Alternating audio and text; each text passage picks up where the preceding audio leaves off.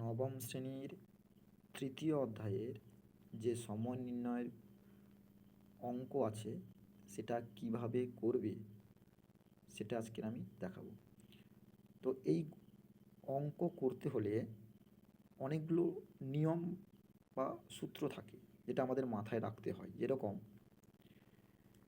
যদি দ্রাঘিমা পূর্ব এবং পূর্ব দিকে থাকে তখন সেক্ষেত্রে দ্রাঘিমা পার্থক্য বিয়োগ করতে হয়, বা যদি দ্রাঘিমা পশ্চিম অক্ষাংশ দ্রাঘিমা থেকে পশ্চিম দ্রাঘিমা থাকে সেক্ষেত্রেও বিয়োগ করতে হয়। কিন্তু যদি দ্রাঘিমার মান পূর্ব দিক থেকে পশ্চিম দিকে থাকে সেক্ষেত্রে আমাদের দ্রাঘিমা পার্থক্য যোগ করতে হবে, এটা মাথায় রাখতে হবে। এবং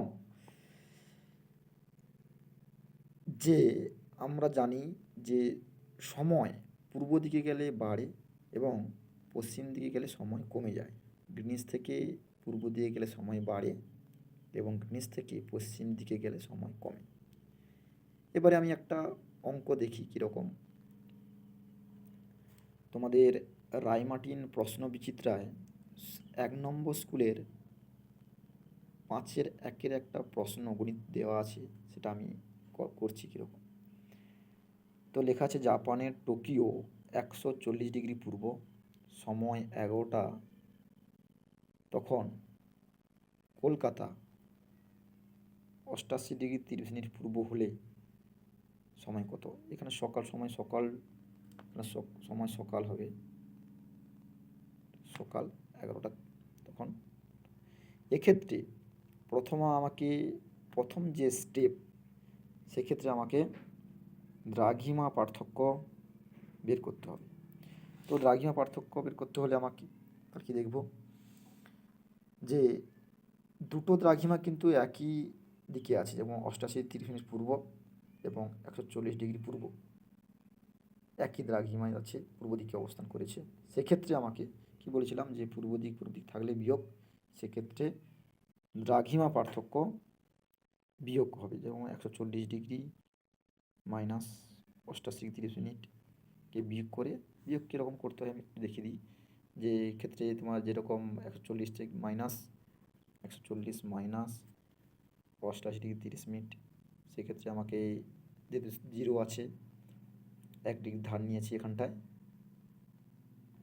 ধার নেওয়ার কারণে এখানে 139 এবং 60 হয়ে গেছে। এবারে আমরা বিয়োগ করে যেটা পেলাম সেটা হচ্ছে 51 ডিগ্রি 30 মিনিট। তো দ্বিতীয় স্টেপ কি আছে, সময় ব্যবধান। তো সময় ব্যবধানের যে 1 ডিগ্রি দ্রাঘিমা পার্থক্য সময় বোঝায় 4 মিনিট। তো এখানে কত ডিগ্রি বেরিয়েছে? 51 ডিগ্রি। 51 ডিগ্রি দ্রাঘিমার পার্থক্য সময় বোঝায় 51 গুণিতক 4, যেটা আমাদের উইকিং নিয়মে হয়ে থাকে সেই রকম 204 মিনিট গুণ করে পেলাম আমি। তারপরে 30 মিনিট আছে, সেটাকেও বের করব, যে 1 মিনিট দ্রাঘিমা পার্থক্য সময় বোঝায় 4 সেকেন্ড। 30 মিনিট দ্রাঘিমা পার্থক্য সময় বোঝায় 30 গুণিতক 4 সমান 120 সেকেন্ড বা 2 মিনিটও বলতে পারি। এবার মোট যে সময়টা কত বেরিয়েছে, মোট সময় এখানে বেরিয়েছে 204 আর এখানে 2 মিনিট, মোট হচ্ছে 206 মিনিট। এই মিনিটটাকে আমরা ঘন্টায় রূপান্তরিত করে নেব। তার জন্য আমাকে নর্মালি যে ঘড়ির নিয়ম থাকে, মিনিট থেকে ঘন্টায় বের করতে হলে 60 দিয়ে ভাগ করতে হয়। সেই জন্য আমি 60 দিয়ে ভাগ করে পেলাম 3 ঘন্টা 26 মিনিট।